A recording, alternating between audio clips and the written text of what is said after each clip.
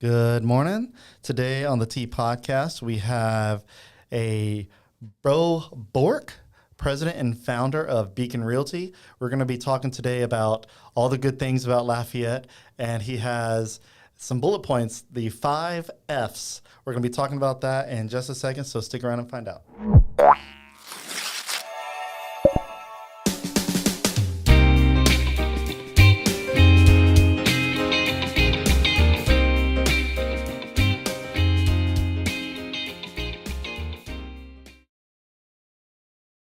All right, so first up we have our presenting sponsor, Chase Group Construction. So Chase Group takes the lead and becomes your one point of contact for the entire design build process. So if you're looking to build a business or to renovate a business, they can help you from design all the way up to the build process, so all the way through. They do all the hard work for you. You just sit back and kind of watch it happen. And great guys, local company. They have a diverse portfolio of projects that range from medical centers to popular restaurants and multi-unit shopping centers. They've built places in Breaux Bridge, Broussard, Opelousas, of course, all over Lafayette, Milton area, Youngsville, tons of great stuff. So you can check them out at chasegroupconstruction.com. The link is in the caption, and you can also see it on your screen. And so check them out. We appreciate their support. Alrighty, so Beau Bourque, welcome to the T Podcast. Hey, Ben, thanks for having me. Yeah, so let me go ahead and get our screen split here, and I'll let you kind of just tell us about yourself. Who are you, and where are you from here? Tell us a little about yourself. Originally from the New Iberia, Louisiana. Wow. I'm a native of the Lafayette MSA, grew up in New Iberia, went to New Iberia Senior High, and then went to UL Lafayette. Met my wife there. We both graduated there and stayed in Lafayette. And we love it. That's kind of what I go into in the 5 Fs of the reasons why we stayed here. I first started out my career, I was 23 years old, and a guy named David Gleason said, hey, it's a good idea for you to get into real estate. So started out with him, and have throughout my career have benefited from working with some excellent entrepreneurs. I've worked with some of the best in the business, Gail Romero, Nancy Van Eaton, Beau Bourque, DeWitt David, Carl Langino. A lot of big names. A lot of big names, Todd and Chad Trahan. And with that, I also had parents that taught me growing up that I can do anything I put my mind to, and so decided to start my own business. And I did that here in Lafayette. And so there's a reason that my wife and I live here. There's a reason I decided to open my business here in Lafayette, and I'm real excited to talk about that today. Okay. So growing up, from New Iberia, right? Niche, man. You said New Iberia Senior High. That's niche. So were there ever thoughts of moving out of the Lafayette area, being young? Because, when you're young and kind of in high school in that, range, everybody talks about, oh, there's nothing for me here. My career path isn't going to get me anywhere in this area, whether that be Lafayette, Lake Charles, Baton Rouge, just South Louisiana in general. And sometimes people tend to move out of state for work because of higher paying jobs and, all that good stuff. Was there any thought for you growing up that you may need to leave the South Louisiana area? That's a great question. So I've actually, throughout my career, I've worked for a company or companies where I did travel out of state to do business, and have done some of that here recently. And over the course of my career, in different places that I would visit, cities big and small, I'd always notice things and say, well, this could succeed in Lafayette. And what I ultimately gathered, I never really got to the point where I said, hey, I want to move here. Yeah. What I learned from those experiences is that Lafayette is just a smaller version of those large cities. We've got a MSA population of around 500,000. Places like Houston, Dallas, on and on. I mean, those are in the millions in terms of population. When you say MSA, so for people that are listening that may not know the acronym, because I feel like I might know, but I'm trying to make sure I understand fully, what does MSA stand for? Metropolitan statistical area. In our case, it's Lafayette Parish, Iberia Parish, Vermilion, Acadia, St. Landry, St. Martin. I think I've got them all covered. Yeah, so roughly 8 or 9 parishes that surround That's right. us. That's right. And Lafayette's the hub city. Yep. And so what I found is that we have all of the things really that the larger cities do. Just we have a lower population, and so we are an excellent mid-sized city, which translates into really an excellent place to live, work, and raise a family. And we've worked really hard on improving that over the past 10 to 15 years. We really said, okay, what are we? You know, we're not a 4 million population MSA, but we are a really strong mid-sized city where somebody can come and have a high quality of life, live, work, and raise a family. That you know, what we created over the past 10 or 15 years, the road improvements, our 100-acre Central Park, our university that's the second largest in the state and recently received an R1 designation, that allows us to recruit more students in other markets, raise money in other areas. All of those things that we've done are positioning us for growth, and I think that where we are today and for the next 10 years, we're going to continue to grow. The attraction to Lafayette is to be able to live well and prosper, but also be in a place that you want to have a family. Yeah. Yeah. No, I love that. I love that you're sounds like you're sold out for Lafayette. I am, man. I'm very bullish on Lafayette. It's I've got a presentation I do around town. The title of it's Bullish on Lafayette. No, I love it. I love it. So I guess for just kind of, not to say playing devil's advocate or whatever, but when it comes to other cities, because this is a great mid-sized city. I love Lafayette. I used to live in an area that was more rural in the Evangeline Parish area. So for me, any city that I would go to was a better place than where I was, because I lived in a very small rural place where if you are not in highlining or the oil field or in tree cutting, like logging, you didn't have a career unless you were like generationally wealthy from someone. So the few times that I have gone out of state, it's always been really appealing to see these cities that have this, for lack of better words, the glitz and the glamour of just having that big city feel. Like I've been to Las Vegas a few times. I've even considered moving to Las Vegas because being at the time, and still kind of am in graphic work and advertising, that was a very popular or seemingly very popular place to want to go for that type of work. But visiting that city, I did not, at least on the Strip, on the Las Vegas Strip, I didn't feel connected. I didn't feel like there was a soul in the city that I could connect to. Now, chances are if you go outside of the Strip, there's probably more of a community base that you can connect with. Like any city has their main area, and then the more touristy area, and then you have your more communities area. But like just being in other places always felt so magical.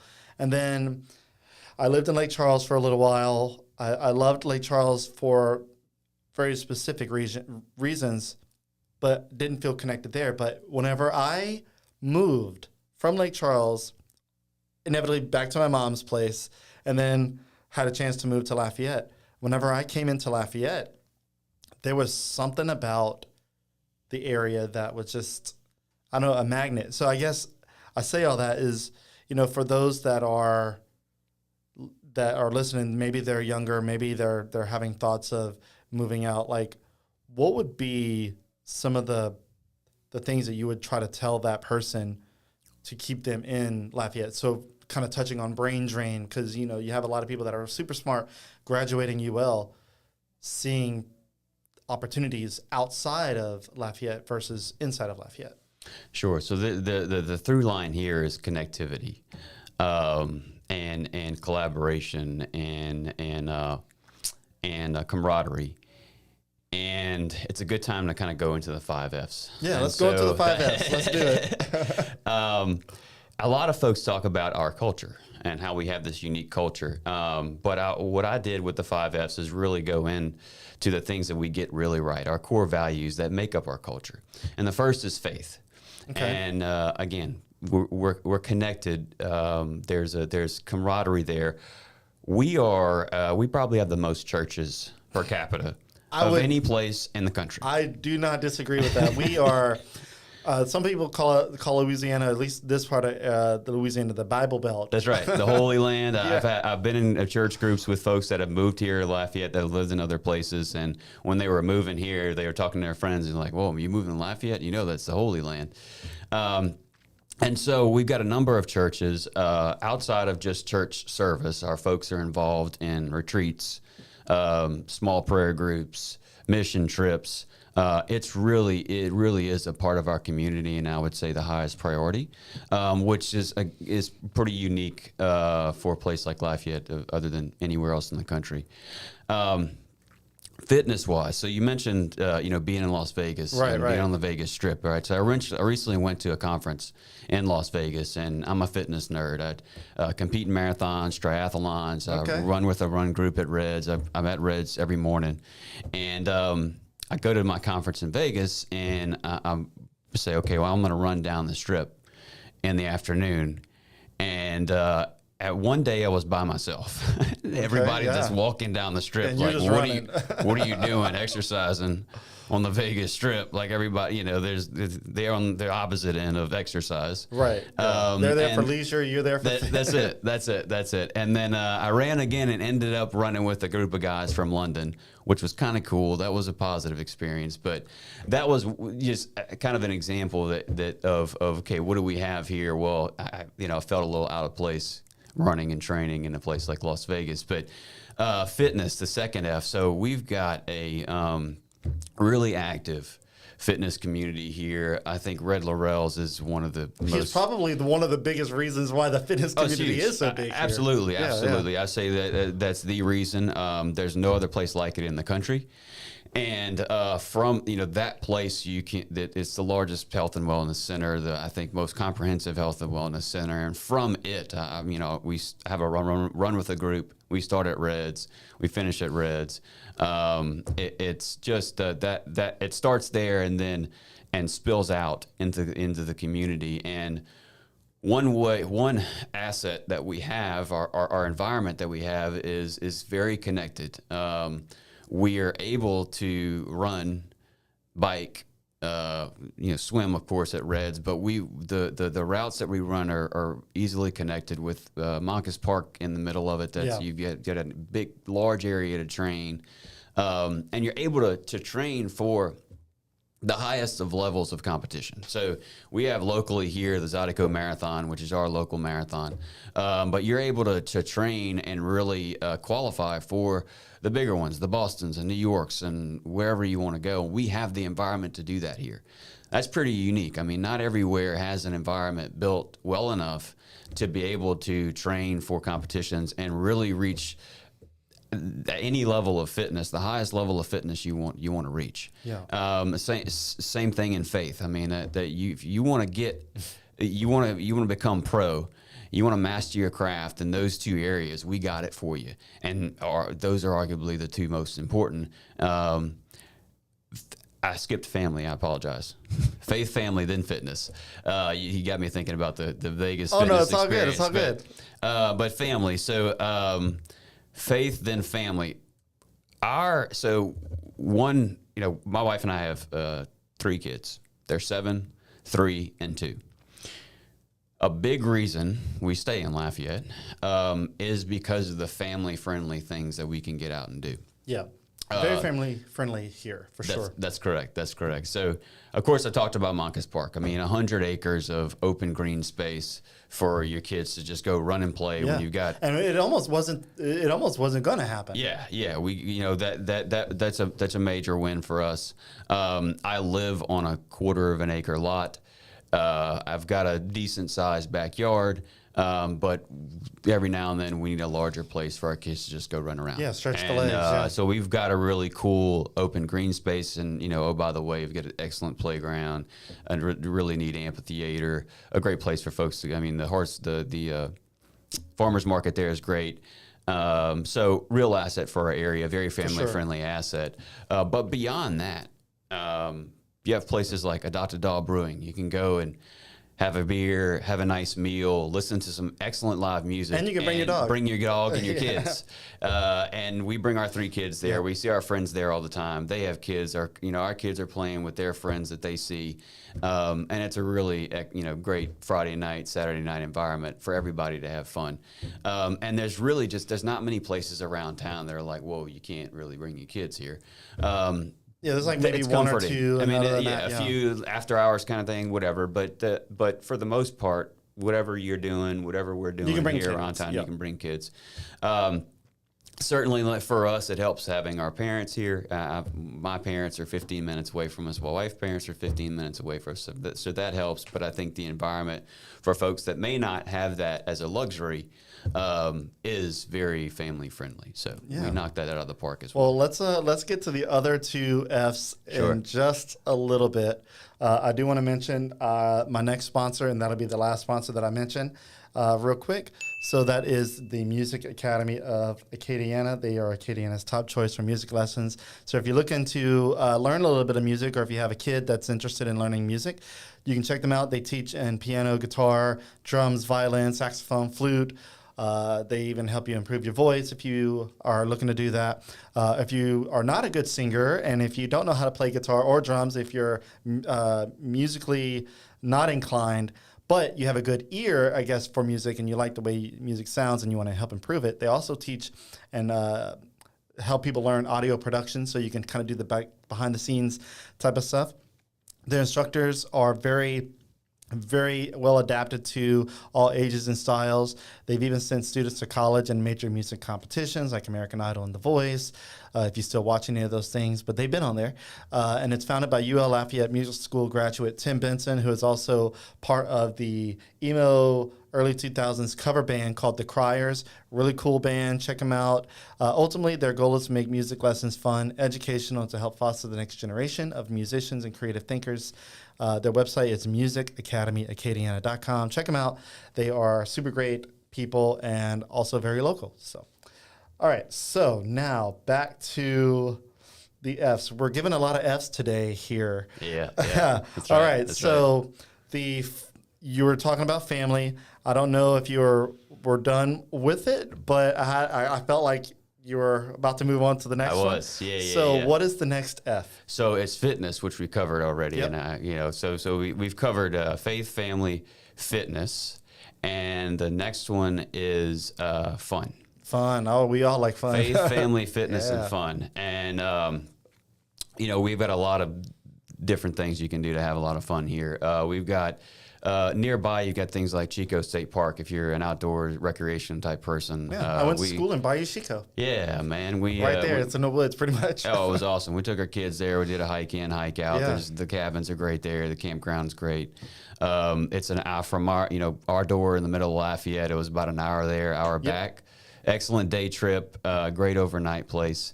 Sycamore Point State Park, a number of outdoor, of course, hunting, fishing is we got one of the best in the world. Yeah. There's the Bass Pro tournaments all the time at Toledo Bend. There's world-class saltwater fishing that it's within an hour or 2 drive away from here. So plenty of outdoor places to have fun. We also have an excellent comedy circuit, and so Lafayette Comedy is brings in some pretty big names. Yep. To some really local, intimate places like the 337, Adopted Dog, and folks like Nate Bargatze, who came in and I think it was 2014. Was in front of a group of maybe 20 to 30 people. Yeah. And then wasn't came it in on Johnson at a small bar? Yeah. Super small place, and then sold out the Cajun Dome this year.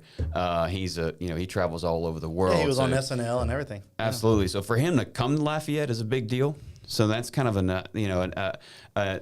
an interesting kind of data point that you don't normally think about, that, hey, somebody like him to select Lafayette and have the confidence to sell enough tickets to be able to make it worth it is a pretty big deal. Yeah.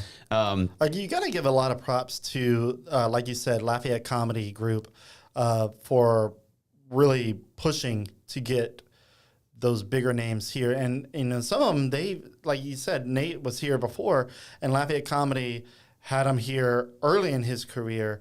And, just through the work of those people, Leonard, I had him on, Jared Leonard, God, forgive me if I get your first name right. But yeah, they are doing a lot of good work in the comedy scene. And then also there's several other comedians in the area that are really stirring that pot of getting the comedy scene growing here. And it's really nice to see where the comedy scene is going, because it feels almost, I don't want to say like Austin, Texas. I hate to compare Austin, Texas and Lafayette because some people just don't like that. But Austin, Texas has a really good comedy scene. They have a podcast that's more of a comedy podcast, and it's like a live show that's called Kill Tony. And it's based in Austin, Texas. And there's also some comedians here that are taking that concept and applying it locally here in a way, and really growing that comedy base. And it's really cool to see. So I just wanted to interject and, really show props to Lafayette Comedy and the other affiliate groups that are really doing a lot of the work. Yeah, absolutely. And so that's an excellent asset for folks that are looking. I mean, what we need to compete with now is if you want to attract businesses and people, yep, you got to have a high quality of life. You got to have some things for people to do. Yeah. There are our live music scene. So still in the fun. We have a what I would say world-renowned live music scene. I mean, the Festival International is one of the largest festivals in the world for global artists, and then our local bands are fantastic. If you haven't seen the Good Dudes yet, you need to check them out, and you need to listen to their original music. I just threw on the Good Dudes on Spotify the other day and just let it play, and I love their original music better than the covers that they do when they play out at different places. And so our Cajun and Zydeco music is fantastic. There's jam sessions. You can find jam sessions in the farmer's market on a Saturday morning. You can find it on a Wednesday night. You can find them on Thursday and Friday evenings. So we have a very vibrant and exciting live music scene. Yeah, the Lost Bayou Ramblers, too. That's a really good local band. And let me tell you, some of their original music, a lot of it's original. I don't know if they have too many covers, but I was listening to several of their albums just on repeat a few weeks ago, and I was like, dude, some of this stuff is like, it has that feeling of being Cajun, but it was like a twist. It was like, it's very different, and it's really cool. Like you mentioned, live music. We have a great music scene here. I don't think anybody would question that. A lot of well-known artists come out of this area. I know we could go straight to the big one, like Wayne Tubes, but there's also Keith Frank, Cupid. I don't, the Cupid Shuffle. Yeah. He's a North Lafayette guy. I live in the Carencro area, and I think that he's in the Carencro area. And yeah, he's so local, but I did not realize that he was the creator of the song. I just thought it was the Cupid Shuffle. I thought that was the name of the song. I didn't realize that was the guy. And I didn't even realize he was local. I thought it might have been somebody else. But yeah, I remember dancing to the Cupid Shuffle way before I knew who Cupid was. And then I moved to Lafayette only to find out that he's from here. Blew my mind. Yeah, it really did. So music scene here is huge for sure. Absolutely. I think I covered all the areas under fun. I'm probably missing a few. So I'll get maybe some calls and texts. Hey man, you missing that? Look, but I'm gonna go back. I'm gonna touch on a couple points from each one. We've got kayak rentals now. Yeah, that's super cool. Yes, very. That'd be a lot of fun. You talk about fun, but that's also fitness activity. Oh, it's absolutely, a mix. Man, absolutely. There's so many things that you can do that are fun here that also have a health component to it. Yeah. So the last F is food. Food. Right. I knew you were going to. And I did this presentation the other day, and so I really think we get a lot of things right that are arguably more we got food important right than on food. point. But we nail food. And I did my presentation yesterday for the Rotary Club, and at the end they were like, you noticed that there was a slide each for the F's, and then there was 6 slides on the food portion of it. And the reason for that is I just pulled all of the restaurants that are locally owned. We've got over 150 locally owned restaurants in the Lafayette market. So no shortage of places to visit and eat, and each of them have their own unique experience. We've got some fantastic chefs, some fantastic atmospheres, excellent service here. That certainly comes out. I mean, we are a town of with a people that with a heart of service. And so, I mean, just whatever you want to find, we've got it here. And I still, in my travels, I'll find concepts of restaurants that are like, oh, wait, Lafayette doesn't have this. I think if we did bring this concept, it would knock it out of the park. Yeah. But also, we cook really good at home. We do cook. We do cook.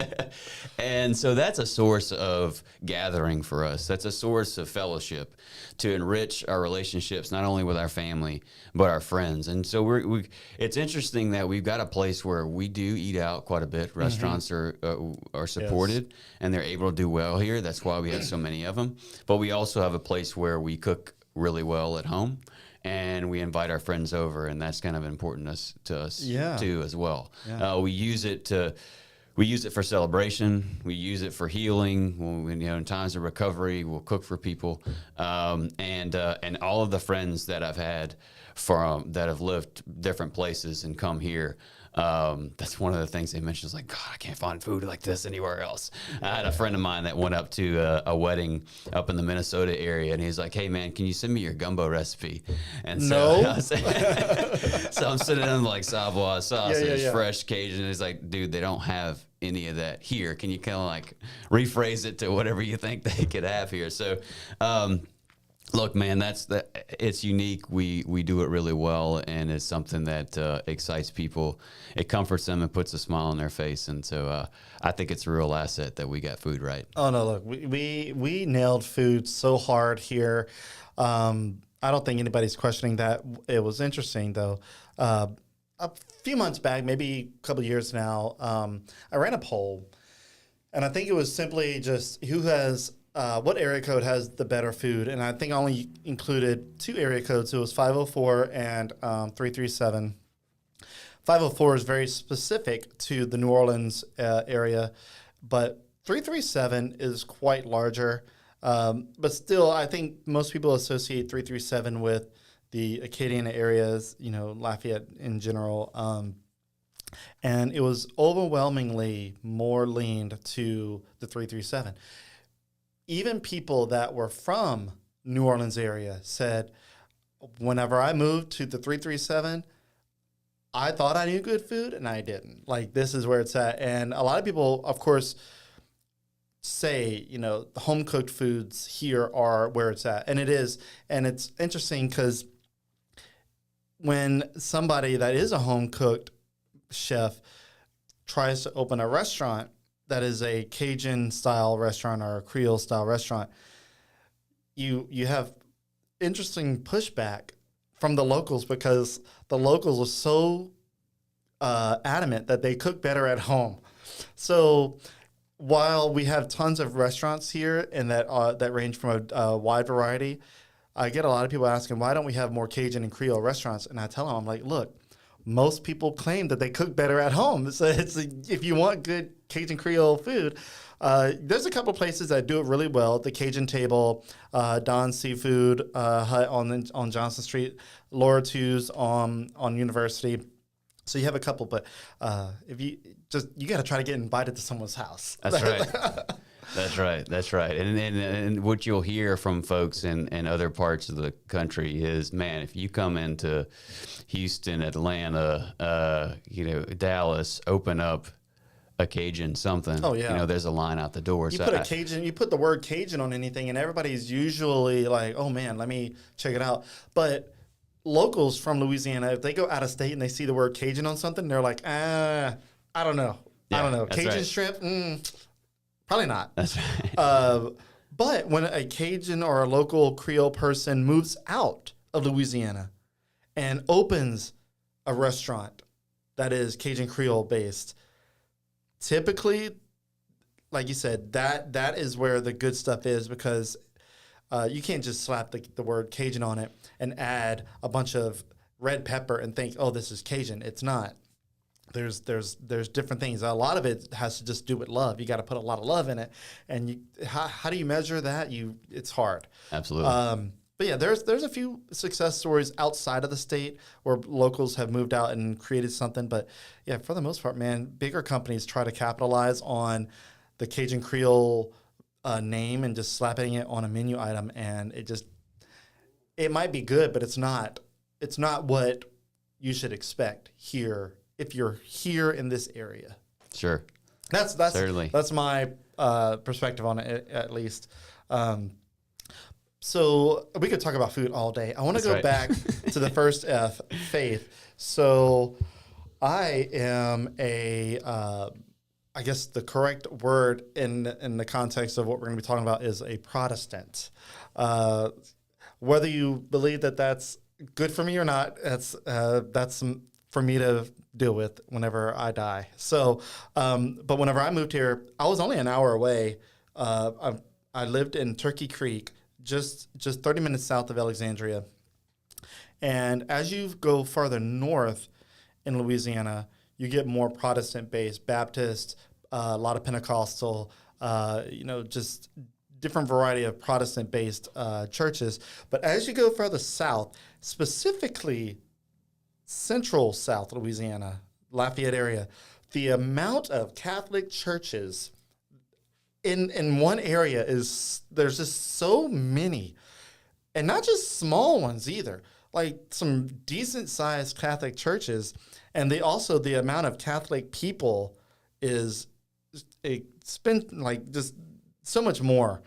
And it's interesting that coming from North Louisiana area, Central Louisiana area to Lafayette, it wasn't a culture shock, but it was like, man, I feel like I used to work in Ville Platte. There was a school there called Sacred Heart, Catholic church school there.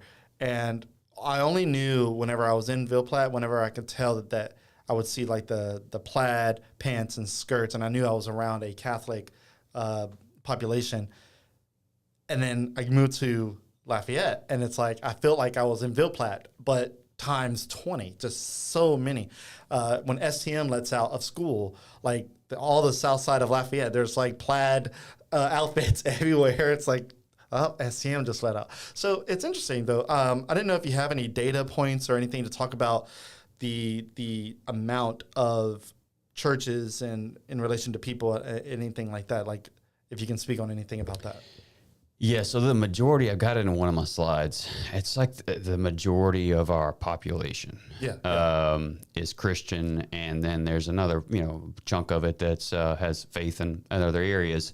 But yeah, we certainly have a big Catholic presence.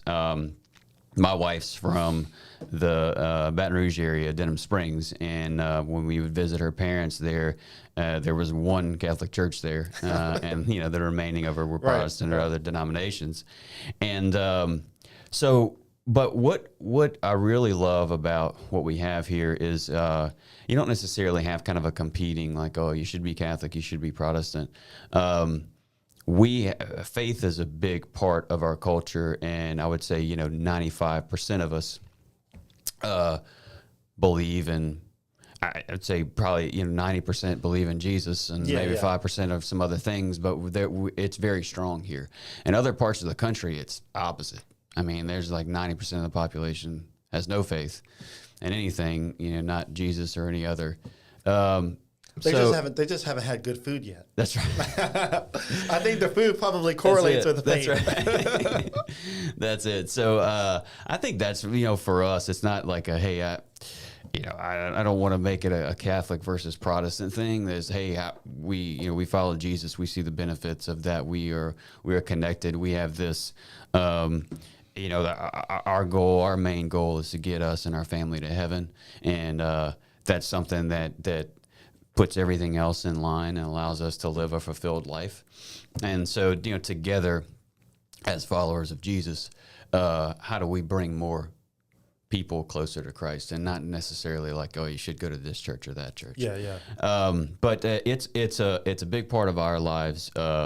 My wife was in the RCIA program before we got married. She didn't really grow up in the church, and so it was pretty neat to see her go through that program. She'd come home and say, hey, did you know Jesus did this? I'm in class doing this. I'm like, no, I didn't know that. I grew up in the church, but I grew up in church too. You're becoming a better Catholic than me. So that was a pretty neat time for us. Yeah. Having a refresher there, but yeah, I mean, statistically, like I said, it's the numbers up in the 200, 300 something thousands of Christians, and the number of churches, like I said, it's way, way up there. Hey man, we're all, the more we can be connected, and the more we can embrace that. I think that a lot of folks from around the country are looking for that as a foundation. Yeah. Well, if you're listening and you're living outside of Louisiana, especially South Louisiana, or maybe you live in North Louisiana and you're looking to get into more of a faith-based community, it's here. Yeah. You could just take a random turn and you're going to hit a church somewhere. That's right. That's right. We love to have you, man. The door's wide open. And then, faith also correlates really well with family. Typically, if you are a family of faith, you have a strong family bond. So I think we can talk about all that all day long. Going back to fitness, talking about Red Laurels, man, whenever I moved here, before I moved here, actually, I was doing photography. I had a fancy little camera that I had gotten for about a year. I was using it religiously, all pun intended. And I got an email from a company called P&G. Is it P&G? It's a paint company. I don't know if P&G is the right word for it, or the acronym. But so they were making a calendar, like a hot rod car calendar. And they were from one of the northern states. I don't know if it was Illinois or Indiana, but they were commissioning photographers to go out and take photos of certain vehicles. And I was referred to from a local hot rod shop in Lafayette. And I wasn't living here yet, but I had done some work in car shows and stuff. So they reached out to me, the company out of state, from a referral source here, to do the photography. And I came into Lafayette not knowing which car that I was shooting. I just knew that I had a destination and I had a point of contact. I get there. That was my first time being in Lafayette pretty much by myself, driving. I was pretty young. It was also my first time in the River Ranch area.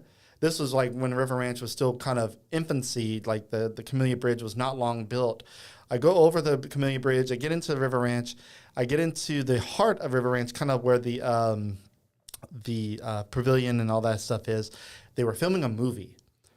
And I thought, wow, I did not realize I was about to be on a movie set. Like, I wasn't in the movie, but it was like a horror film. It was like a sci-fi. I think it was a vampire or something. I think it was like maybe a C-rated movie. I knew the actor, though. The actor that was there was a well-known actor, but I couldn't remember his name. But I remember seeing his face. Anyway, Red Laurel's car was there, and I was talking with one of my contacts from the hot rod shop, and he was like telling me about this car. I was like, yeah, that's Red Laurel's car. It's in the movie. I'm like, that is so cool. I was like, who's Red Laurel? Oh, he owns a gym here. I'm like, and I didn't know him at all. I never met Red in my life at that point. And so I just go about my duties. The car gets pulled out of the scene, and we go park. I take photos of it, get paid and all that. But leaving Lafayette, I was like, man, that was such a cool experience to like apparently be a part of somebody's world that I had never met. Red Laurel and all that in the hot rod shop, guys. I think it's Rick's Hot Rods off of Congress. I think it's Congress. Really cool experience, and that was my first like time hearing about Red Laurel, and then moving here. learned a little bit more about Red Laurel. We even did an interview with Red Laurel and did like a spot on him, and learning that he wakes up every morning and flies a plane, and he has like really nice cars, but he's still a humble man. And it was like, for that man to be so as humble as he is, and he works at the gym. He's there working, and I want to say he's older than Joe Biden. Like, and the man is like super healthy and cognizant and just all about serving the people of the community and making sure that his gym runs well, and he provides a place for people to stay healthy. Like, the best thing. I don't have a Reds membership, but still, I'm fascinated with that man and that company. Oh, absolutely, absolutely. He he had a presentation that was really cool. It was Red's 5 keys to success, and I don't remember all 5, but 2 of them I do remember. Was tell everyone hello and goodbye. So every time you walk into the gym, there's somebody at the front desk that said, hey, how you doing? And then whenever you leave, every time you leave, there's going to be somebody that says, hey, have a good day. Have a nice evening. Another thing was make 1 change a month. So if you've watched Reds over the years, he's always doing something. Oh yeah, he's adding big women's facility. Yeah, so right now he's adding bought the gas station, adding on a 2-story women's facility. It's going to be fantastic. You'll expand the co-ed portion of the gym, and then that'll be 2-story women's only area. I mean, it's his story, his work ethic, his entrepreneurialism, he's always thinking of things that make your overall health experience easy, convenient, and next level. And so, I mean, you can tell that he has attention to detail. The little things that just make your whole experience easier along the way are incredible. I mean, the gym area is fantastic. All of there's multiple machines, so that it does get crowded at some points, but there's very rarely are you. I would say never. You're never going to go there and not be able to get the entire workout that you want to get in. You may just have to skip around a little bit if a machine is taken up. Right. But from a workout perspective to the locker room facilities, I mean, you're able to get in there, get a full workout, get back into your work clothes, and move on and be ready to leave for the day without having to drive somewhere else to do those things. And it has a full pool, Olympic-sized pool. There's a cold plunge. Yep. There's the outdoor pool where there's slides and stuff for kids. I mean, really a well-built facility. No, it's fantastic. We take our kids to the kids pool, which is kind of like a mini water park. Yep. That's an excellent Saturday thing. The pools are great. So I'm training for a triathlon right now. Of course you are. To be able to have the pool, the lap pools that we have, and multiple lanes. I'm never going where I can't get a lane. So sometimes the outside pool is a little full, but I mean, again, he's got everything you need to be able to train for whatever you want to train for, health and fitness wise. The pool facilities, the recovery. You mentioned the cold plunge and the hot. You do cold hot if you need to recover. All ages can have fun there. I mean, it's a place where I network with people my age, way older than me, younger than me. It's a great place to bring kids. They've got a sitter service there. If you want to, you need to work out and have your kids, that you need to bring them to the babysitter. It's there for you. So I think, that's him just constantly thinking of ways to improve and making the overall health and fitness experience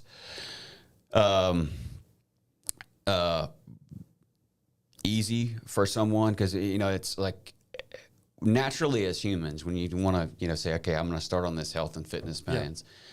As humans, sometimes we'll say, I can't do it because of this. I've got kids. We're going to find excuses. Work. I've got these different types of commitments. Well, I can't.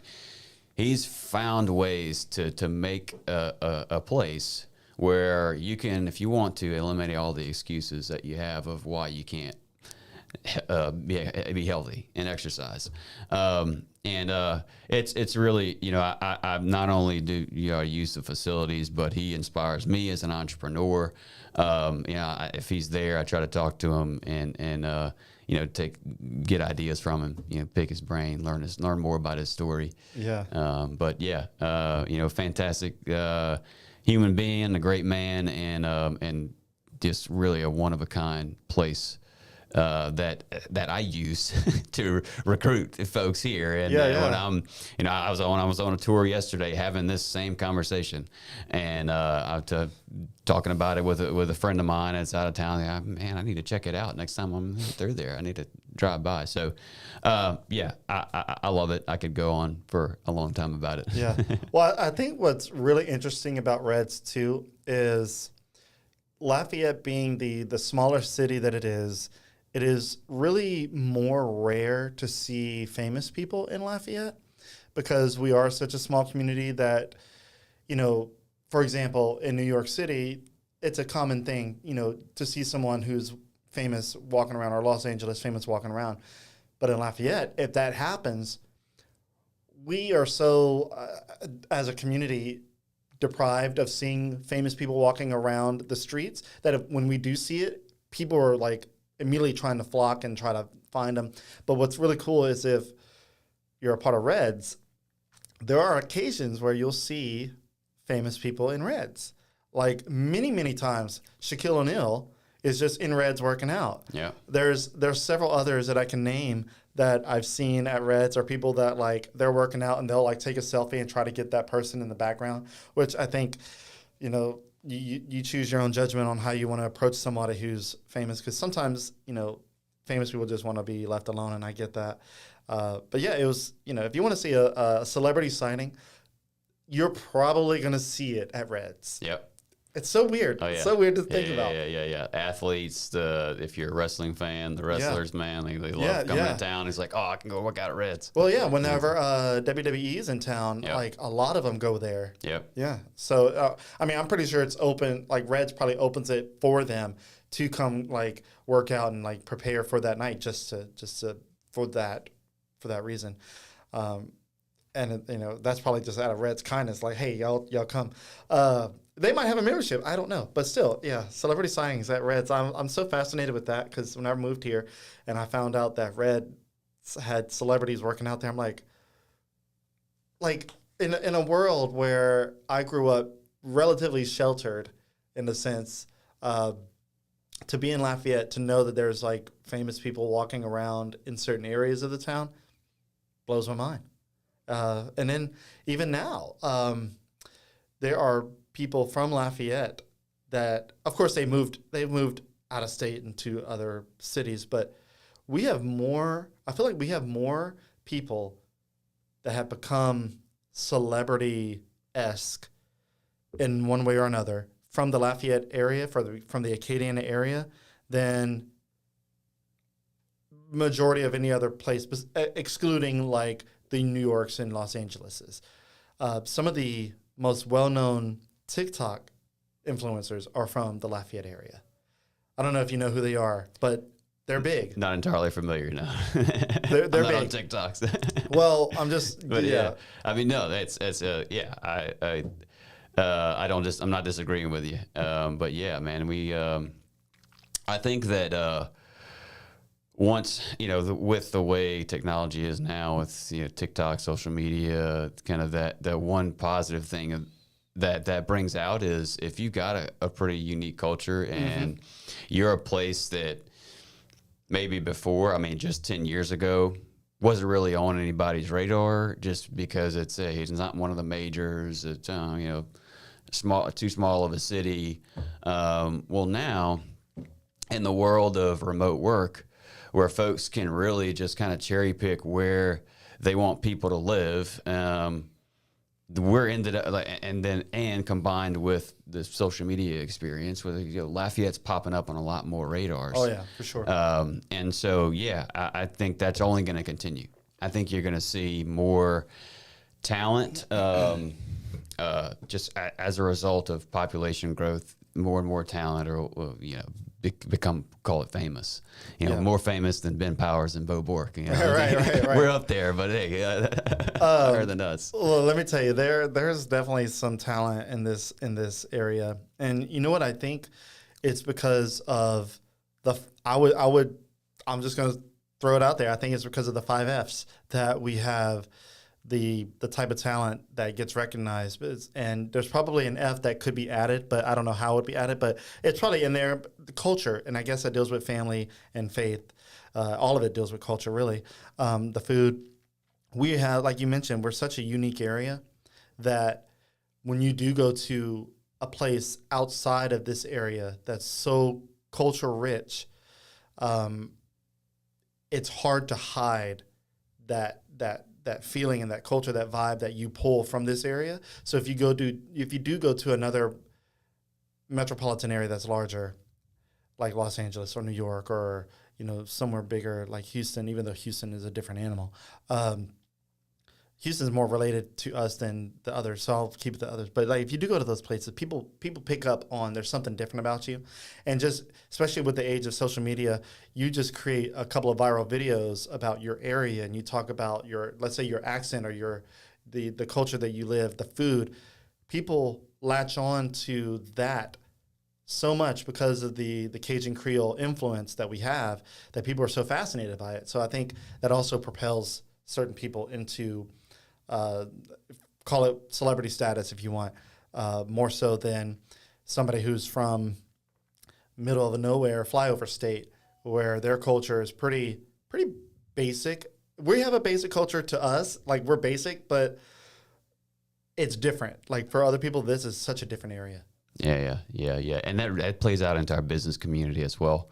I mean, we've got more entrepreneurs here, I'd say, than a lot of other areas. Yeah. A lot of the businesses, if you go and knock on the door, you knock on the office door, you knock on the warehouse door, you go to the retail shop, the business owner is there. Kind of like Red. They're there, and they live here in Lafayette. They own their business, and the environment we have allows them to sell their product, to provide their service to the Lafayette area and also to the globe, really. We've got a brand new airport that's fantastic. It's a much better first impression. Oh, yeah, for sure. It's beautiful. Than we had before. So now somebody flies in, you're trying to bring in a customer that's going to order X amount of widgets from you. The first thing they see is a new, nice terminal, and that helps kickstart your the process. And so then with that, also on the airport, we've got the UPS and FedEx facilities that allow our entrepreneurs to get their product efficiently, overnight or at least within a week to national or global customers. And you're probably talking about Stellar. All the everybody. There's a lot, that's one of the main reasons. So Stellar and the owner of FedEx, or the founder of FedEx, they're close friends.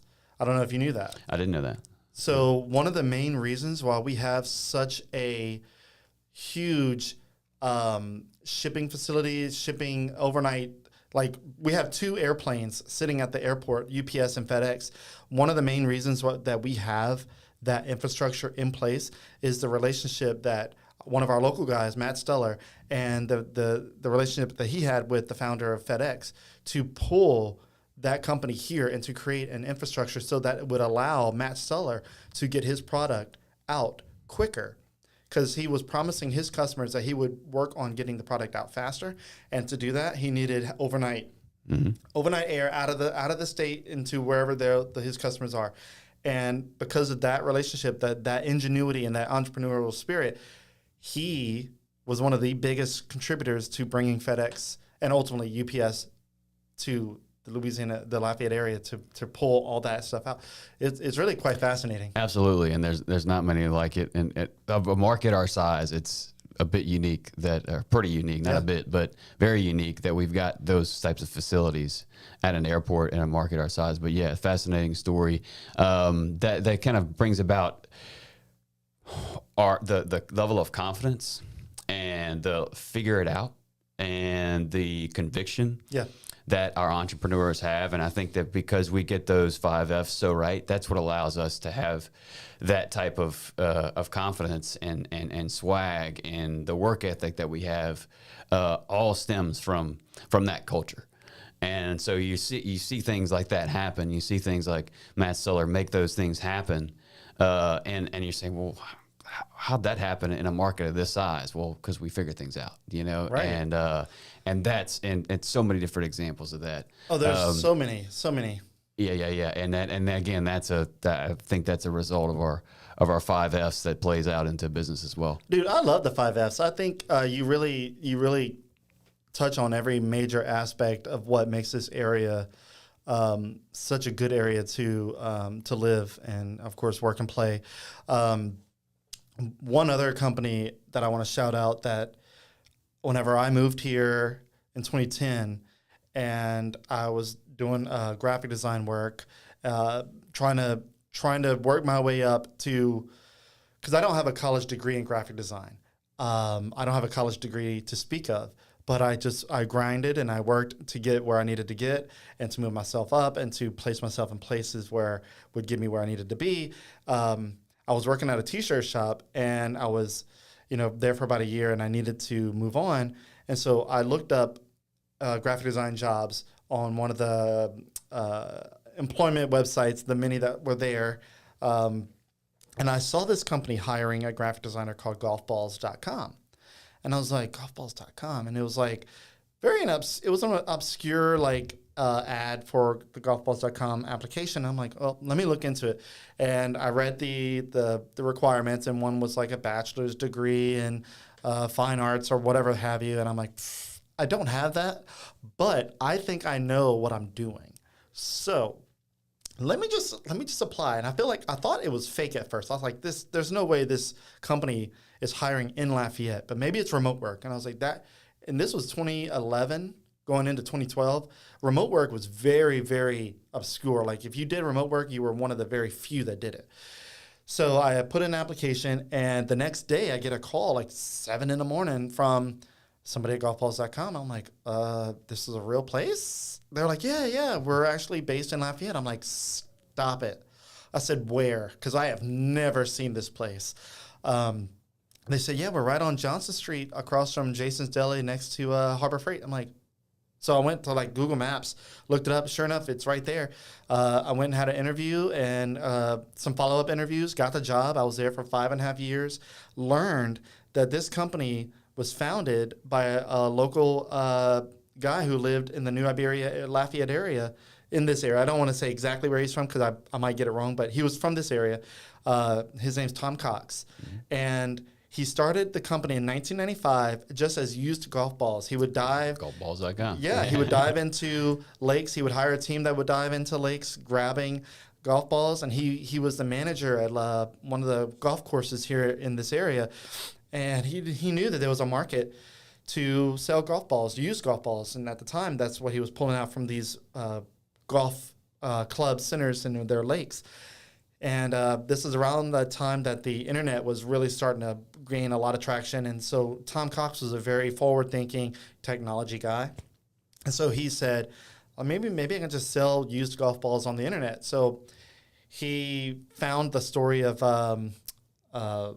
Amazon to be fascinating and the founding of that. So he kind of piggybacked off of that. Around the same time that Amazon was founded, I think Amazon was founded in 1994. Golfballs.com was founded in 1995. And he kind of started the internet thing and then grew the company to the points where they got out of used golf balls, went straight into selling golf balls online, and then custom golf balls, custom golf everything. And so now they are probably, if not one of the biggest custom golf retailers online. And they're based in Lafayette. Absolutely. Right there on Johnson Street. That's right. It's so fascinating. Some of the stories that you take for granted or you just don't even know, like the Matt Stullers and the Red Laurels and the golfballs.com, and there's so many other examples that are there. Bob Giles and these people that have grown these big companies in Lafayette that have helped make this area what it is. Oh, absolutely, man. There's plenty of stories, and I love the, starting out of your garage story. Matt Stoller started out of the back of his truck. Yep. The golfballs.com story. Frank Mosing started Frank's out of his garage in the back of his house. So many stories of entrepreneurs that have gone. I mean, you hear time after time after time of a lot of the oil and gas guys who started some of these companies, and they say, well, they were on an oil rig and said, this is dumb. Yeah. We keep running into the same problem, and I'm going to have a widget to fix this. So I'm going to go and start my own company and sell that. That's right. They're not very sophisticated in terms of education, but they're like, this. I know this is a big problem that I'm going to go solve. And then they would just tell everybody that, hey, we solved this problem on this rig. They say, oh yeah, this is great. Save us a ton of money. And there's so many stories that way. And a lot of them are bootstrappers. These people no doubt. are, a lot of them don't even have college education, but they bootstrapped themselves through life and really found the gumption. And Matt Stoller is a good example of that. He doesn't have a college education to speak of, but you wouldn't know that. Yeah, because he's such a well-spoken guy. Absolutely. And he's built a company that's so huge, and you would think that he probably had an MBA, but yeah, he just bootstrapped everything. That's really cool to see. And man, the one thing I've learned in starting my own business, and early on in my career, I was really heavy on tech. I was like, I got to know everything about the product. I got to have all the good tech, and all that stuff is good and it's important. Yeah. And I was, spending a bunch of time on marketing materials, but I was spending about 80% of my time on all the marketing materials and the tech and and 20% of my time making contacts and talking to people and figuring out what they needed. Yeah. And so this time around, I've simplified my business. I made a list. I started calling people. I targeted a market, and I had a laptop, an Excel spreadsheet, and my cell phone, and an email address. And that's it. I still just have a cell phone and an email address. Eventually I get more sophisticated, but I spent 80% of my time calling people and talking to people and finding out what they needed and that simplicity has allowed me to grow my business and do more business than I've ever done. And that's what these guys did. They kept things simple. They solved problems. And they have a work ethic that here is just kind of ingrained in us. I think unique to anybody else. They have a level of being able to figure things out. Like, okay, well, this roadblock comes up. Well, how do we get around it? And how do we do this? And how do we make this better? And so I've been able to incorporate a lot of those traits into my own business, and realize that as I've kept things simple and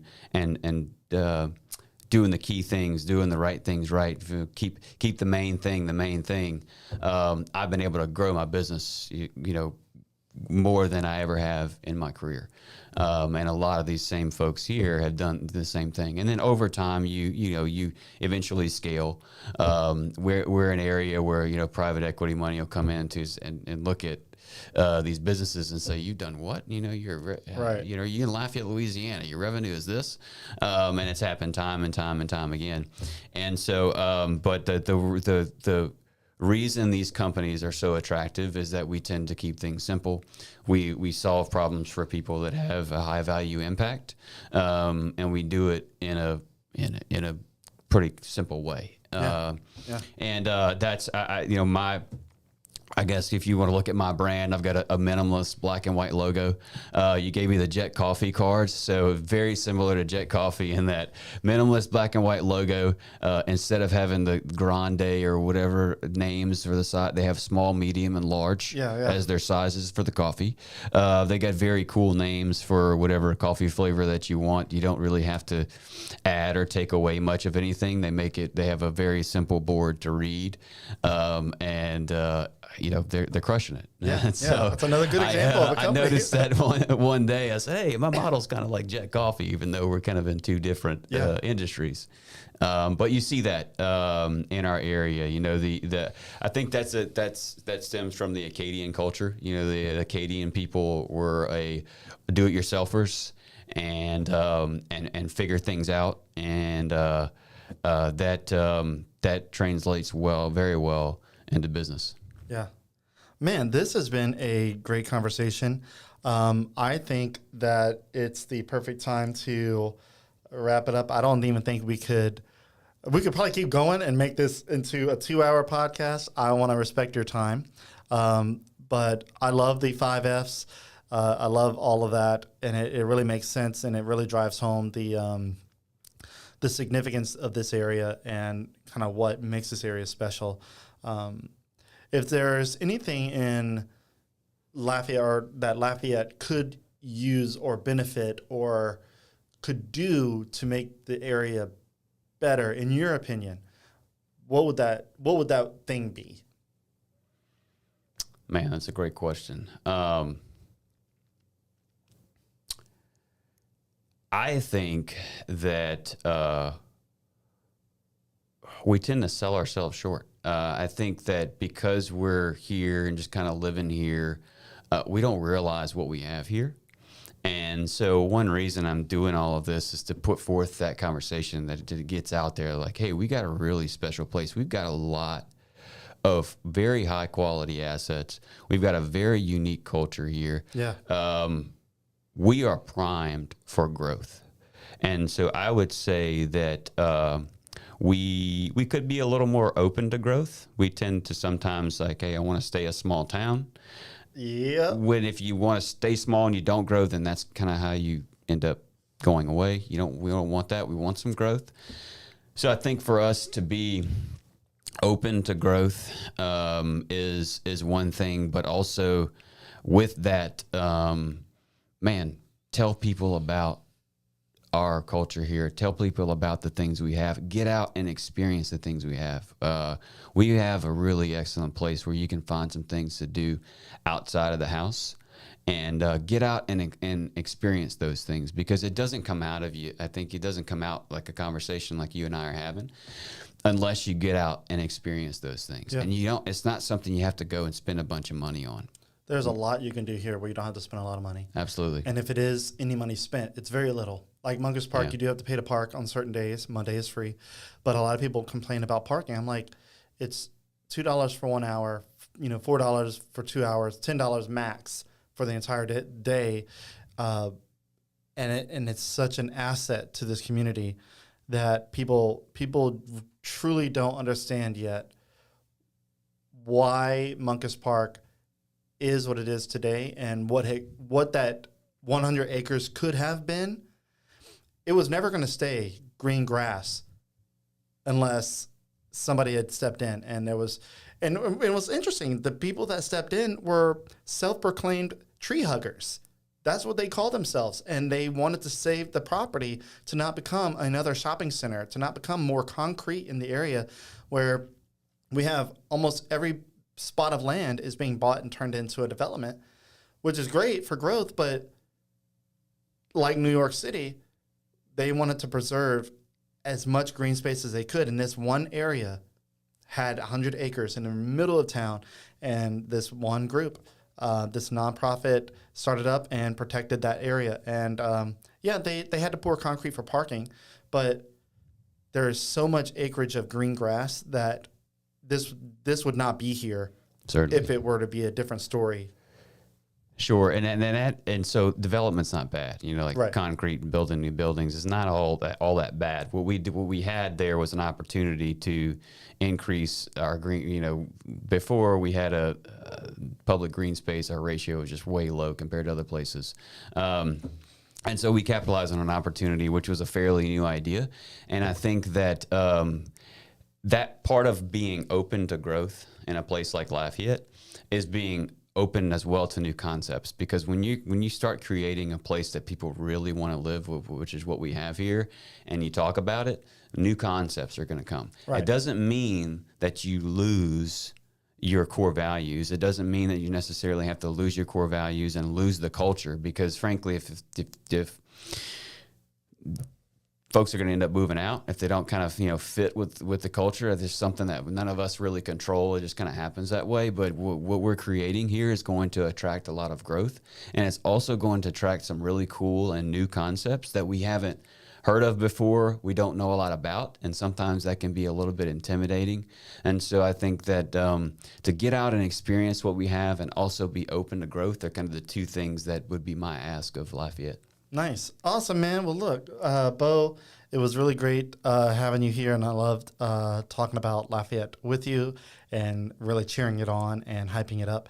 It doesn't need to be hyped up because it's hyped already, but any extra visibility that this city can get in this area and to really show it off, I'm all down for. So I really appreciate you coming in and sitting and talking about it. Yeah, Ben, thanks for having me. Yeah, so guys, that is it. If you liked the episode, please follow us, like it, share it, whatever you got to do. We're on Facebook and YouTube live at the moment. So if you're not always on Facebook, if you're more on YouTube, check it out there. And I do plan on picking up my short form versions of this, but I just have to sit down and actually apply the work to making short form content. But creating content gets exhausting sometimes. So, but I do plan on doing that. But yeah, if you're wanting to stick around and watch other episodes, we have over 250 episodes that we've done.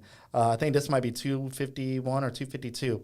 So we have a lot. We have still so many people that I want to bring in that I haven't talked to. For example, I haven't had Matt Steller on. I haven't had Red Laurel on. I've had Tom Cox on before earlier on in the podcast days. But I think it'd be good to get those guys on and get an update and just kind of hear their stories. But anyway, Beau, it was a pleasure. Likewise. All right. Thanks again, Ben. Well, you have a good weekend, and I hope to see you around and around town. And I hope to see your business doing well, and definitely enjoy those Jet coffee cards. You bet. All right, guys, that is it. Y'all have a good one.